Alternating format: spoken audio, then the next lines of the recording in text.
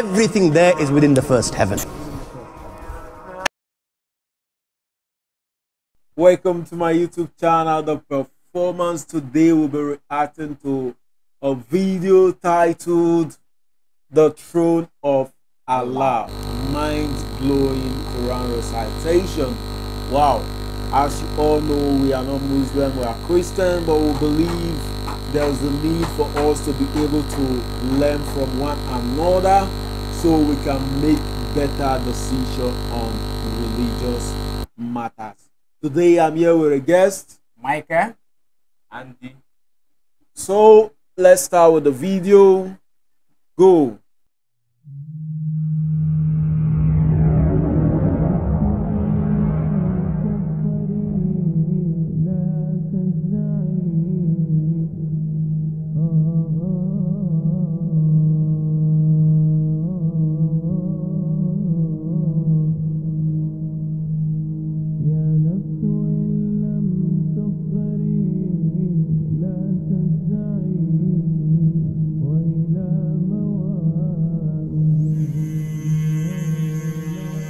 يا نفس إن لم تظفري لا تجزعي.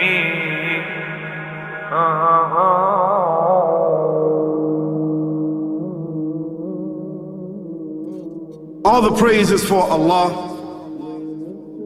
who is the author of all existence and the most generous to his creation, while he is also the all-compelling.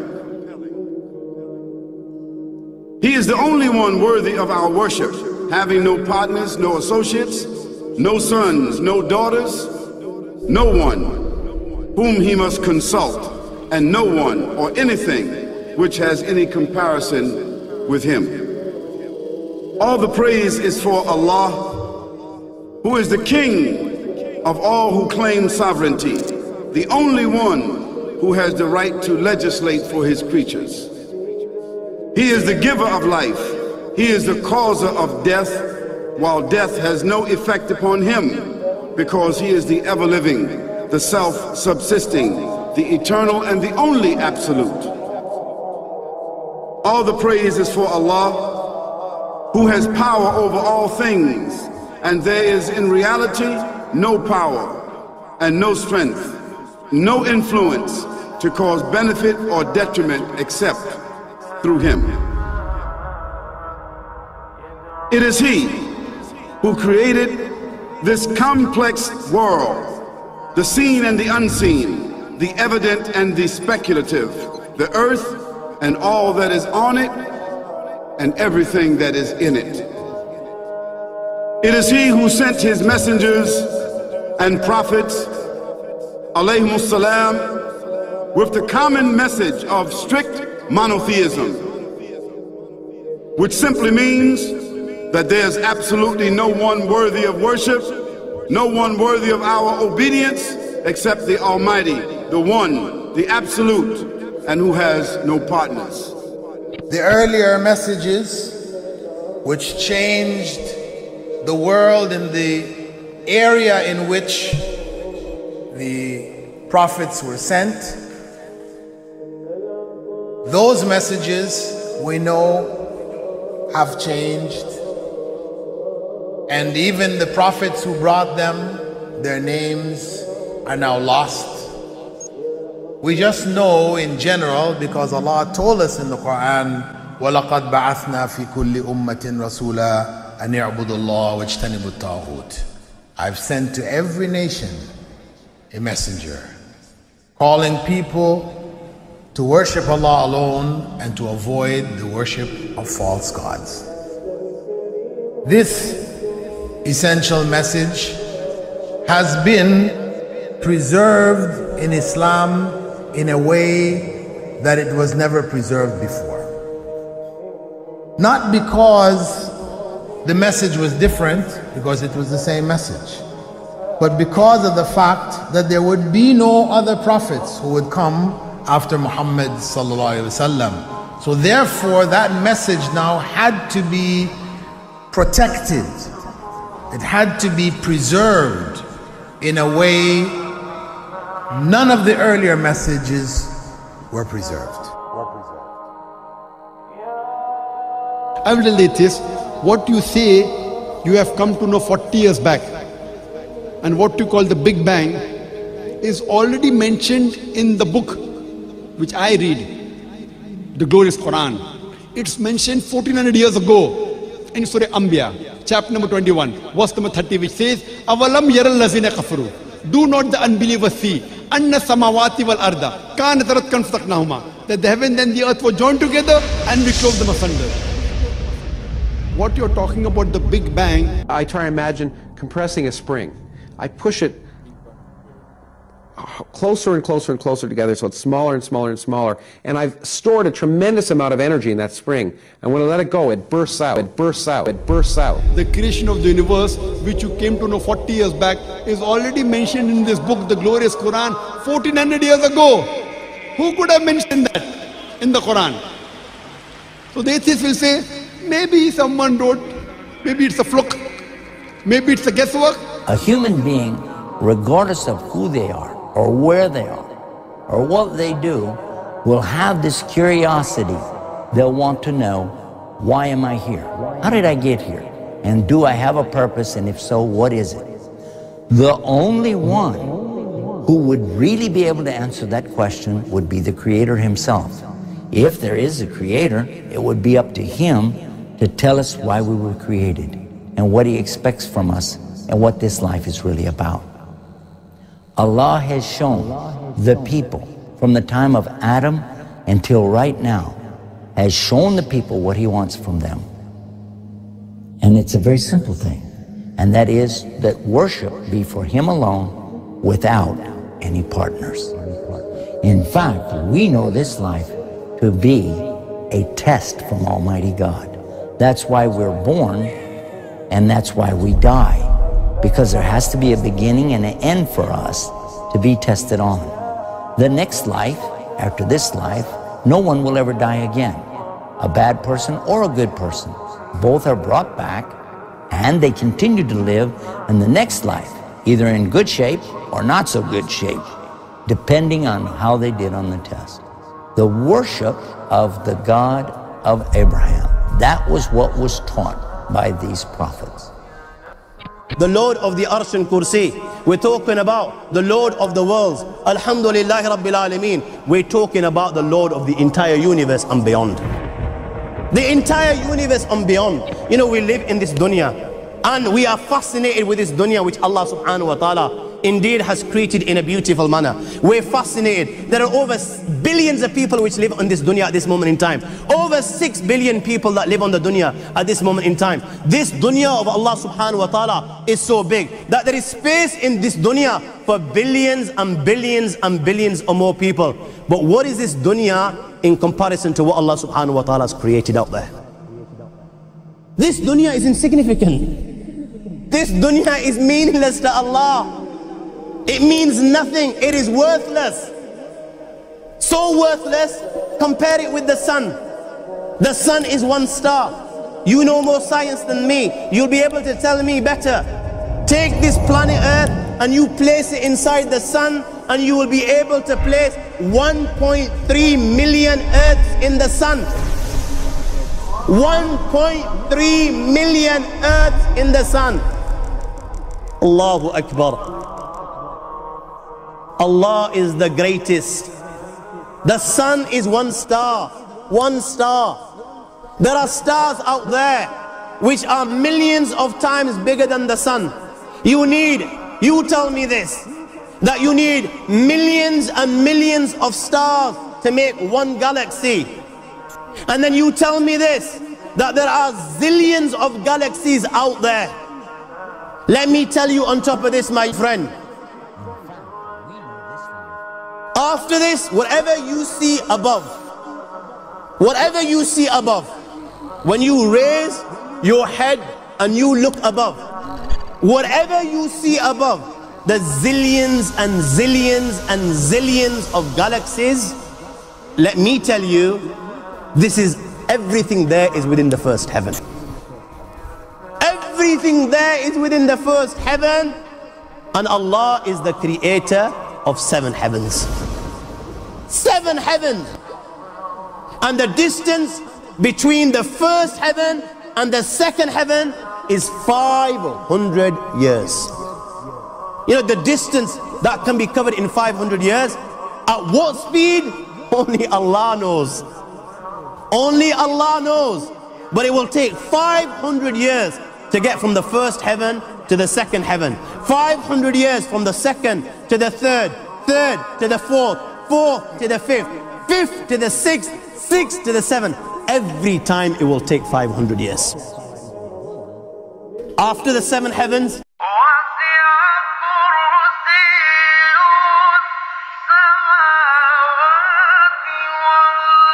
وَسِعَ كُرْسِيُّهُ السَّمَاوَاتِ وَالْأَرْضِ. You all read the Ayatul Kursi. You all know the Ayatul Kursi. After this you have the Kursi of Allah. You have the chair of Allah subhanahu wa ta'ala.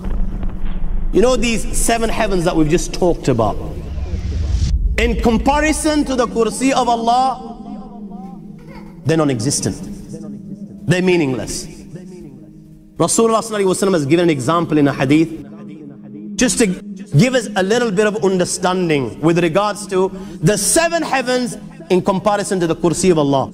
Take a ring from your finger, take it off, the small ring that you have, and place it, let's say, in a desert, the Sahara Desert. It's the biggest desert in the world. You know that ring that we take off from our fingers and place it in the Sahara Desert? What comparison is in between the ring and the Sahara Desert? Nothing. Nothing. The 7 heavens is the ring, and the Kursi of Allah is the Sahara Desert. After the Kursi of Allah, you have the Arsh of Allah. وَكَانَ أَرْشُهُ عَلَى الْمَاءِ. You have the Arsh of Allah. Again, Rasulullah has explained, so just so that we can understand. Take the ring, place it in the desert.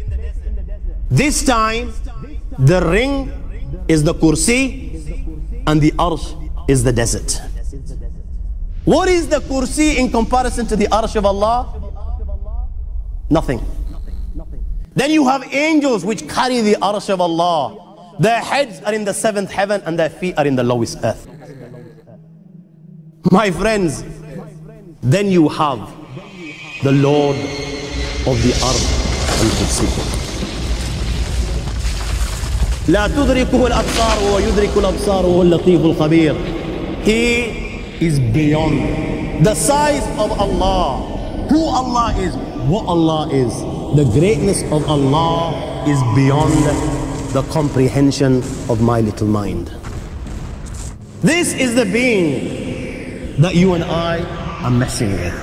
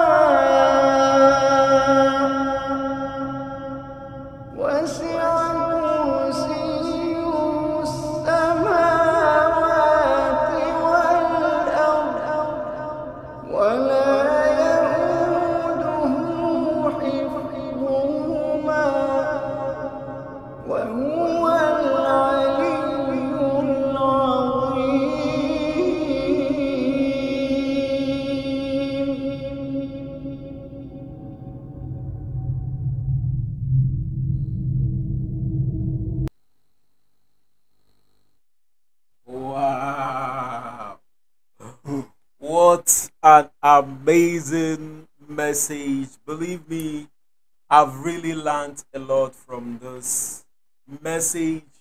You can tell this really shows how big our God is. This really shows how great God is. And from this video, I think we can understand that the size of God, the greatness of God cannot be comprehended by our own little mind. That's why I think I'm not a Muslim, I'm a Christian. There is a song that the Christians always saying. What's the name of the song? You are big, big, big, big, something like that.